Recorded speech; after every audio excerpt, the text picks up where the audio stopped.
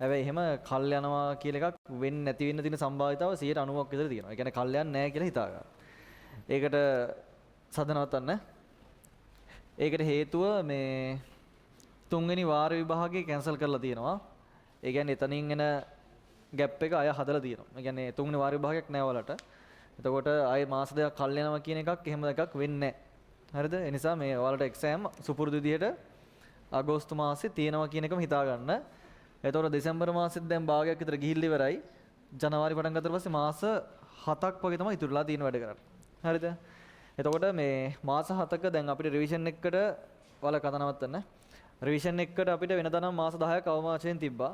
අවම වශයෙන් මාස 10ක් තිබ්බා. හැබැයි මේ කාලේ තියෙන්නේ මාස 7යි. එතකොට මේ වෙනදා කෙල්ල වෙන කතා නවත්තන්න. එතකොට මේ මාස 10ක රිවිෂන් එකක් නැහැ. කොල්ලෝ මේ මෙතර වලල්ලකෝ බා. ඇයි දුර යන්නේ? හරි. එතකොට මාස 10ක් නැහැ ළමයි. මාස 7යි අපිට තියෙන්නේ. එතකොට මාස 7ක් ඇතුලේ සම්පූර්ණ තීරි ටික කවර් කරලා ඔයාලගේ පේපර් සීරීස් එකක් කරලා ඊට පස්සේ ඔයාලට ඒක ආයෙත් රිවයිස් කරලා ආයෙ ගණන් හදලා පාස් පේපර්ස් හදලා එතකොට ආයෙ රිවයිස් කළා මේ වැඩ ගොඩක් කරන්න තියෙනවා. ඒ කියන්නේ මාස 7ක් කියන්නේ ඔයාලට මේ අර රෙස්ට් එකක් ගන්න තව කල් පටන් ගන්න ඉන්න වගේ කාලයක් නෑ හොඳේ. දැන් පටන් ගන්න ගැම්මේ එක දිගට අදින්න ඕන. ඒ කියන්නේ ආයෙ ગેප් නෑ. කොහෙවත් නිදහස කාරණා කරන්න බෑ. අනිත් එක ඔයාලා හිර වෙනවා. මම හැමදාම කියනවා. කෙමිස්ට්‍රි ෆිසික්ස් දෙක ඇතුළේ ඔයාලා අනිවාර්යයෙන්ම අන්ත අසරණ වෙනවම තමයි. ඒක වෙනවම තමයි. ඔය දැන් මොකද තීරි පන්ති වල කරලා දෙන පාඩම් ටිකත් එක්ක මාස 7කින් සිලබස් එක කවර් කරන්න බෑ. හරිද? ඒක බෑ. ඒ නිසා ඒ ගුරුවරු අදාළ මොනවා හරි දේවල් ටිකක් කරා. එතකොට ඔයාලට කාලය වැඩියෙන් ඒ දේවල් වලට දෙන්න වෙයි. හරිද? අයත් කියනවා 2020 බැච් එකකුත් එනවා තව මාස දෙකකින්. එතකොට ගුරුවරුන්ට කොහොමත් ඔයාලව අනාථ කරන්න වෙනවා. හරිද? ඒක සාමාන්‍යයෙන් එන විදිහත් එක්ක ඔයාලගේ කාලය අඩු වෙලා ලොකු ප්‍රශ්න කොටකට එනවා. හරිද? ඔය දැන් 2024 25 කියන බැච් දෙකට මොනවා හරි වෙලා කාලයක් තිබ්බා. හැබැයි 26ට එහෙම කාලයක් නැහැ. ඒ නිසා ඔයාලා පොඩි අවදානම් කලාපයක ඉන්නේ. නිසා වැඩ කරන එක හරියට ගන්න බය වෙන්න එපා. දැන් ගොඩක් අට තියෙන ප්‍රශ්නේ රිවිෂන් එක ඇතුලේ සම්පූර්ණ තීරය ටික කවර් කරනවද කියන එක සම්පූර්ණ අද බලා ගන්න. අද බලා ගන්න. බිඳුවේ මට්ටමේ ඉඳන් කරන්න තියෙන හැමදේම කරනවා. සාමාන්‍ය තීරි මට්ටමේ හැමදේම කරනවා. එතකොට ගොඩක් අට ඊළඟට අහන තීරි පන්තියට එන්නේ නැතුව මේකට ආවට කමක් නැද්ද කියලා. ඒක ඔයාලා තීරණය කරන්න. මේ රිවිෂන් පන්ති විතරක් ඇවිල්ලා O level කරලා අවුරුද්දකින් A level කරපු ළමයි ඉන්නවා. දැන් මොරටුවේ. එතකොට මේ ඒ කියන්නේ මේක ඇතුලේ මුකුත් අවුලක් නැහැ කියන එකනේ. ඒ කියන්නේ කන්ටෙන්ට් එක ඇතුලේ හැමදේම කවර් කරනවා. හරිද? එතකොට මාස 7ක් තියෙන නිසා ළමයි අපි සුපුරුදු රටාව යන්නේ නැහැ. අපි පොඩ්ඩක් මේ පාර රිවිෂන් එක වෙනස් කරලා තියෙනවා.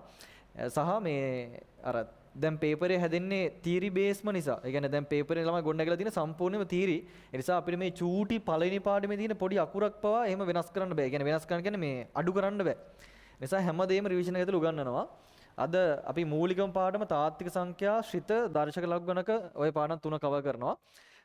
අද අනිත් එක මේකෙදි මේ ඔයාලා ලියන දේවල් පොඩ්ඩක් ස්පීඩ් ලියන්න. අර නිකන් අර තියරි ළමයිගේ මානසිකත් ඉන්න එපා හොඳේ. අර ලස්සන්ට ලියන්න. හැබැයි මේ ලියන එක ඇතුලේ ස්පීඩ් ලියන්න. හරිද? ලස්සන කියන්නේ අකුරු රවුම් කර කර එන මේ එහෙම දඟලන්න එපා දැන්. හරිද? අවුල නැහැ ලස්සන ලියන කට ලියන්න. හැබැයි මට ස්පීඩ් එක ඕන පොඩ්ඩක්. මම අදාළ තීර කොටස් ටික පැහැදිලි කරද්දි හිමීට කරන්නම්. මේ අර චූටි පාඩම් ටික පොඩ්ඩක් අද පොඩ්ඩක් ඉක්මනින් කවර් කරනවා. මේ නිසා මේ අද පොඩ්ඩක් ඉක්මනට ලියන්න කරන්න වෙයි. චුට්ටක්වත් අපගමන එන්න එපා වැඩ ටිකෙන්. මේ කතා කරන්න එපා. යාළුවෝ නෑ පන්තියේ. යාළුවෝ නෑ හොඳේ. ඔයාලගේ යාළුවෝ නෑ. මේ පටන් ගන්න මොහොතින් ඉඳන් අවසානට අවදානෙන් අහන් ඉන්න. පොඩි තමා කියන දේ පටන් ගන්න දවසේ මේ අපි වැඩ ටික පටන් ගමු. ලියන්න මාතෘකාව තාත්වික සංඛ්‍යා.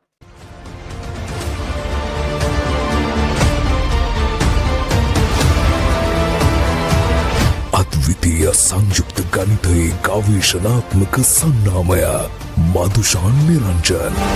හේන කියන්නම ටාගට් වලට